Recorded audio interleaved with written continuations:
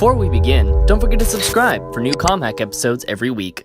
Hello everyone, welcome once again to ComHack, where we hack communication for your benefit. That's what we do here. So last time we talked about some SEO, some SEO. It's not really how it's pronounced, but I want to say it, so I'm going to say SEO. You want to SEO? I want to SEO what I want to SEO. SEO what I mean to SEO. Well, anyway, today we're going to talk about something completely different. We want to talk about communicating for people's benefit.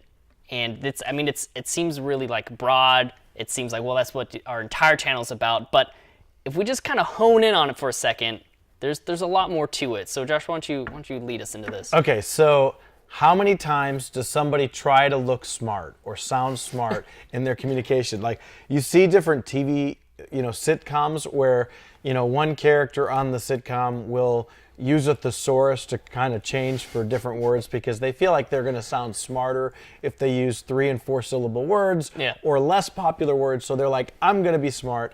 I'm going to use a thesaurus, and I'm going to just stick it to the person I'm talking to and let them know I'm smart, right?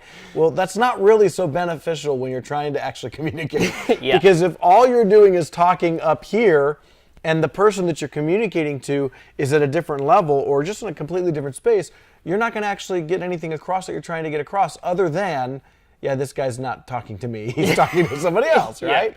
So you see this oftentimes in scholarly writing, in education, or in, when you're doing stuff for academia, you see people that they really want to sound smart, and so they'll talk at a level that's not really going to be common. Well, if you're trying to communicate something on a theory that you're putting together or on some sort of breakthrough that you think if others will communicate about this, or if they'll try this, or if they'll do that, it's gonna really impact the way things go in the world, right? Well, if it's important what you're communicating, the goal should be to communicate at the level of your reader, not yourself. And that doesn't mean that your reader is not as smart as you, but your reader's not in your same area.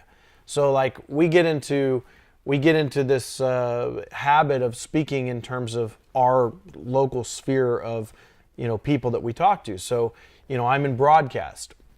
So in broadcast television, we can talk about all sorts of things that only people in broadcast would understand.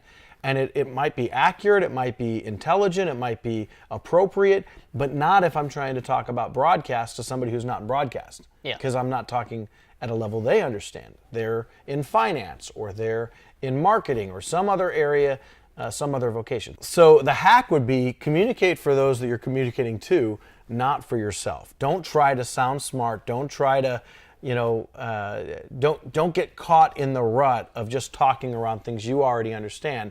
Make sure that when you're communicating to somebody else, you're communicating in a way they will understand. And sometimes that means simplifying things. Sometimes that means talking at a level that a broader audience will get. And it's not patronizing. I'm not suggesting we patronize who we're talking to or what our communication is about. It's just make sure that what you're communicating is going to work for them, so that they actually capture what you're doing. Otherwise, you're just wasting hot air, right? And I don't want the viewers to miss what you said. I thought that was really important. Not talking down to somebody is the other side of that. Like, don't talk above them, don't talk beneath them. If you're talking beneath them, then you're going to get walls and all sorts of things that we've talked about before. They're not going to listen to you anymore. The truth is, people don't want to say, I don't understand what you're saying.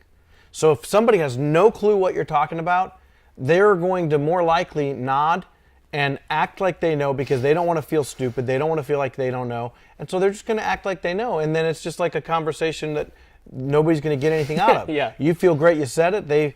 They feel great. You don't know that they're not knowing what you're talking about, but in the end, what you were trying to communicate is completely or not happened. Nothing has been successful. So make sure that you talk at a level that everybody's going to understand, and you'll find that maybe there's more success in your communication in general. Before we actually close, though, we would probably be benefited if our audience would communicate to us things that they want us to talk about.